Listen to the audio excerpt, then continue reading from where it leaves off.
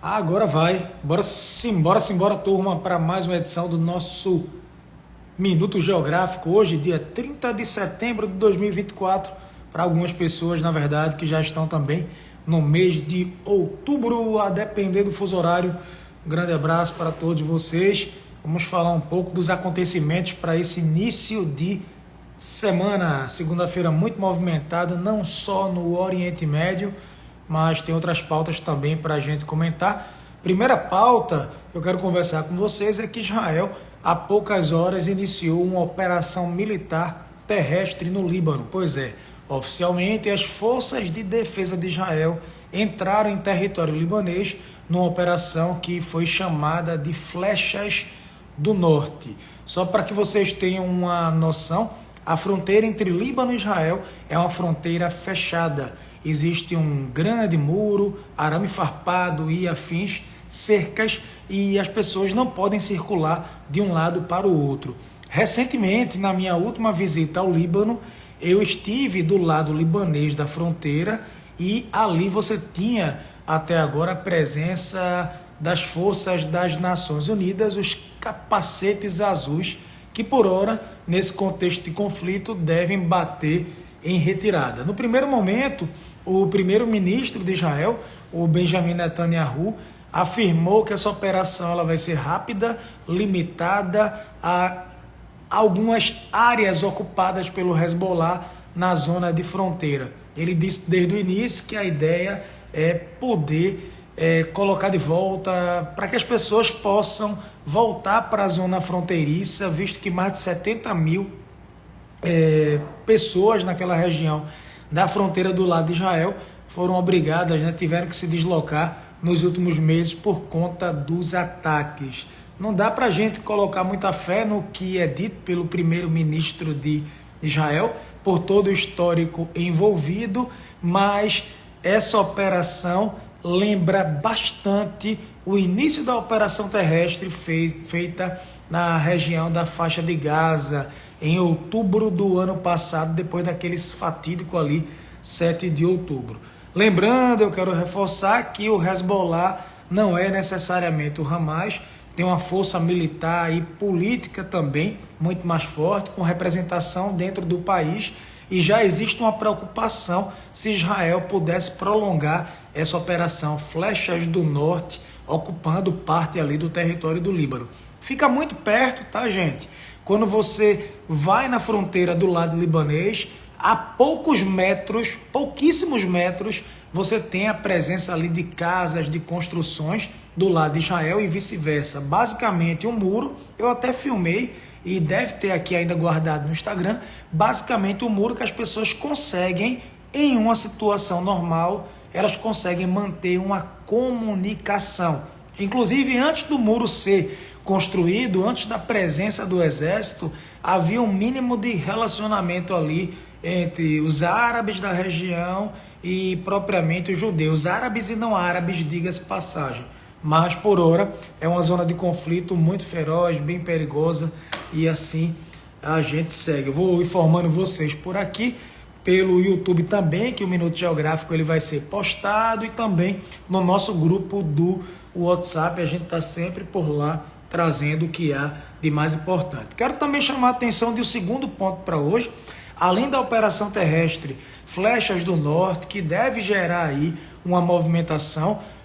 A ideia de Israel seria afastar o Hezbollah da zona de fronteira, o Hezbollah que encostou em território israelense, então jogar o Hezbollah para mais distante dessa zona fronteiriça. O segundo acontecimento hoje foi um discurso, uma declaração dada pelo primeiro-ministro Benjamin Netanyahu, ele que fez um discurso que contou com a legenda em persa, e esse discurso foi destinado à população do Irã. Fazia muito tempo que eu não via alguém da alta cúpula do governo de Israel enviando uma mensagem para o povo iraniano.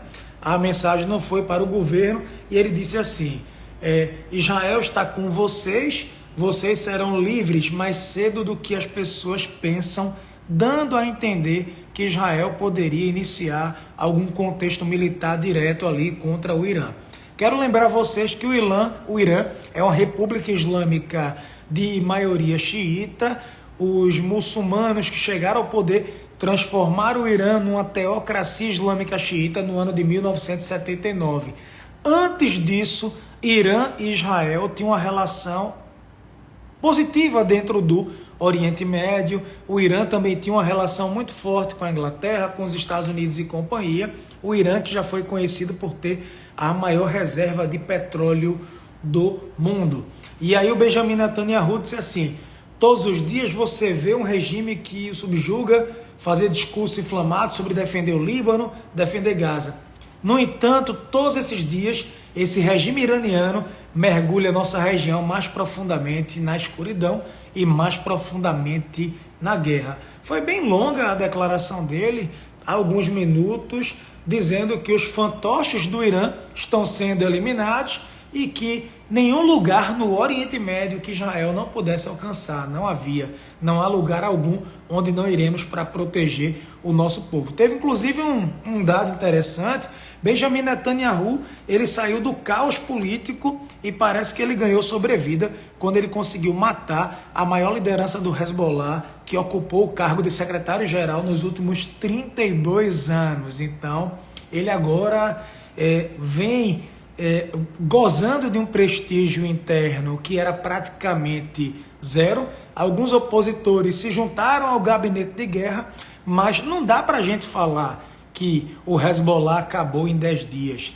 que um grupo tão forte do Líbano foi eliminado em 10 dias com essas ações. Agora, de fato, como eu disse para vocês, Israel conseguiu montar um verdadeiro cavalo de Troia moderno, entregando esse presente, entre aspas, ao Hezbollah, com aquele episódio do apagão dos Pages e outros contextos também. Tranquilo, turma? É isso. Tendo ataque, sim, nos grupos do Telegram, sim, ataques em Damasco, Síria. Pessoal, olha, Síria é um país em guerra.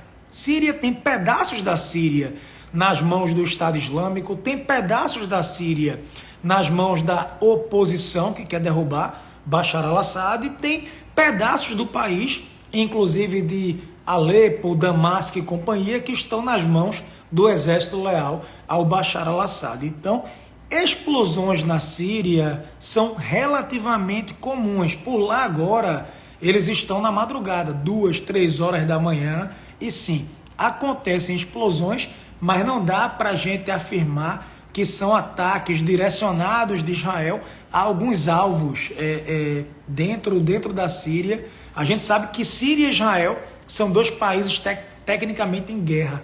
O cenário de hoje lembra muito o cenário de 1967, da Guerra dos 6 Dias.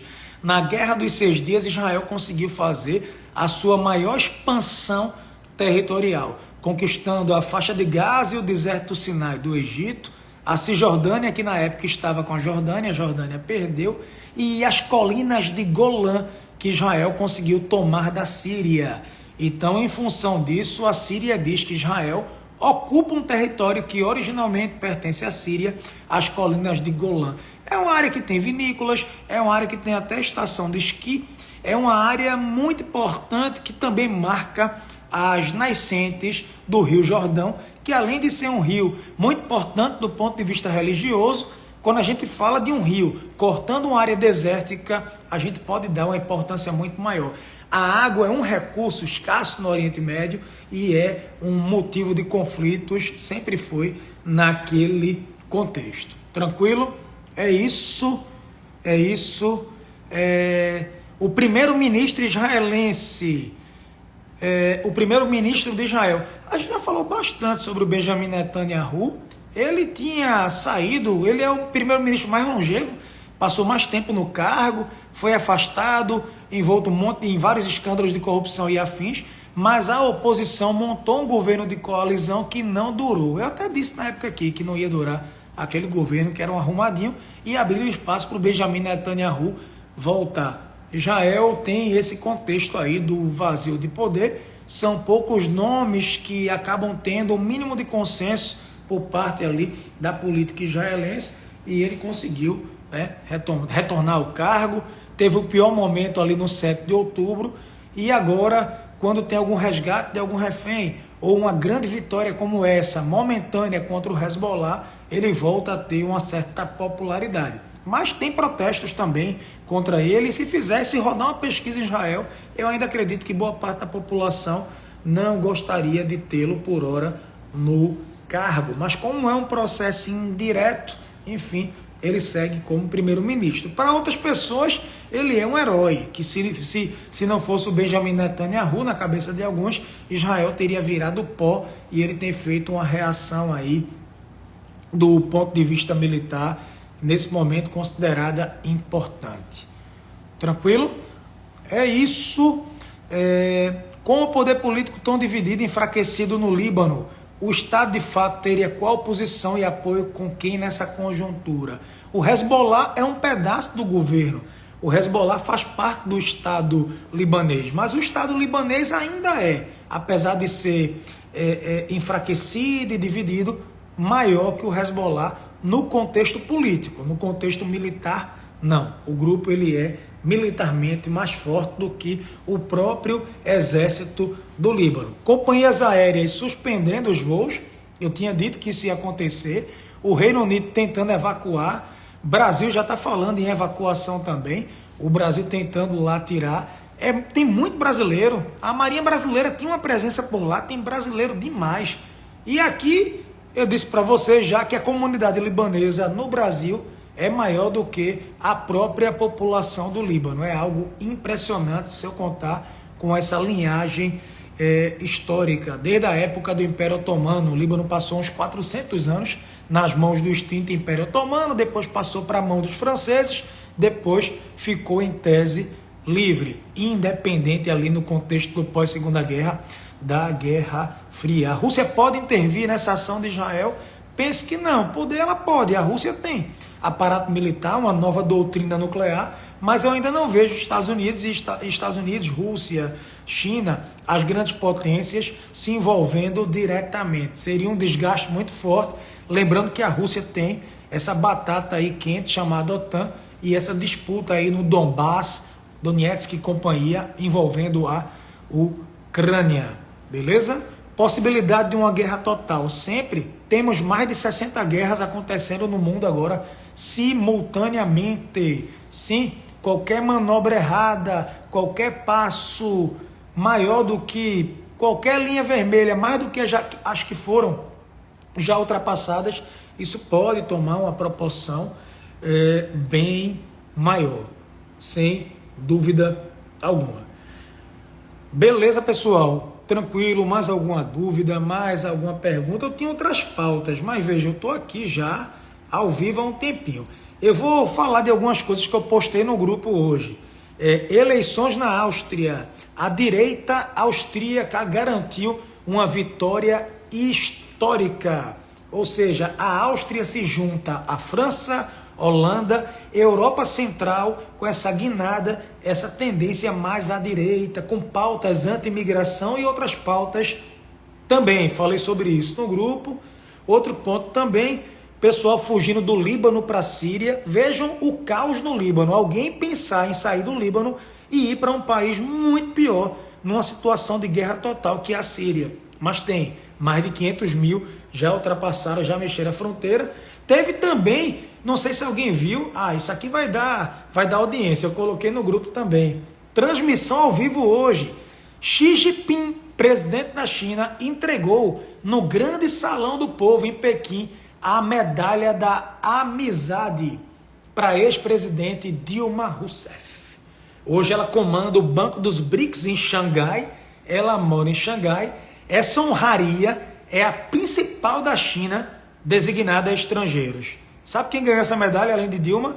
Vladimir Putin, em 2018.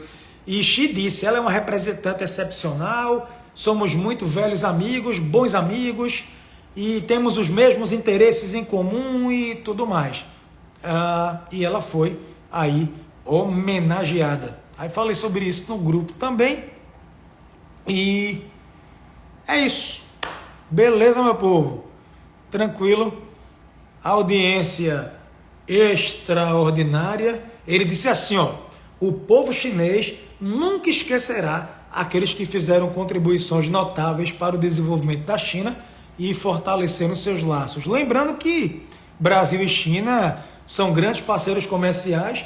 A China é a maior parceira, tem a maior parceria comercial hoje do Brasil. Tá? O Brasil é importante para a China no contexto das commodities e afins. Ok, beleza, tranquilo. Posso ir, pessoal? Quem quiser entrar no grupo, já fazendo propaganda, o link está na bio. Vale a pena, é bem legal. Todo dia você mais inteligente alguns minutos. Leitura, ouvindo o professor, e isso vai agregando a vida de vocês, beleza? Sobre as eleições americanas, tudo muito apertado. 5 estados vão definir os estados da batalha, os estados pêndulos. Tudo muito apertado. O que pesa em relação a Trump, a rejeição dele é no céu, mas o eleitor dele é engajado. Aí veio a Kamala Harris no lugar do Joe Biden, que já estava morto, dando uma esperança aí para os democratas e tudo mais. Vai ser uma briga para ver quem é menos rejeitado nesse estado dos indecisos, Carolina do Norte, companhia, estratégicos. Bora ver no que é que isso vai dar. Eu trago para vocês. Vocês querem o quê? Uma previsão de quem vai levar? Eu não gosto. Isso é chute, pessoal. Isso é chute. Chegando mais perto, 5 semanas, semana da eleição, a gente já vai ter um cheirinho do que é que vai acontecer. Beleza? Fui útil? Olha, eu espero ter sido útil. Quem puder nos ajudar, esse vídeo vai ser postado no YouTube e aqui no Instagram. Vocês podem pegar o vídeo e compartilhar. Tem muita gente idiota propagando idiotices na internet. É um terreno fértil para pessoas imbecis que não agregam em nada. Então aproveitem que o professor entra aqui para trazer um pouco de conteúdo. Espero ter sido útil, espero ter colaborado com a vida de vocês para que a gente possa crescer, aprender, e é para isso que é isso que nos move. Beleza? Saúde, paz de Cristo para todos vocês. Simbora. Fui. Valeu.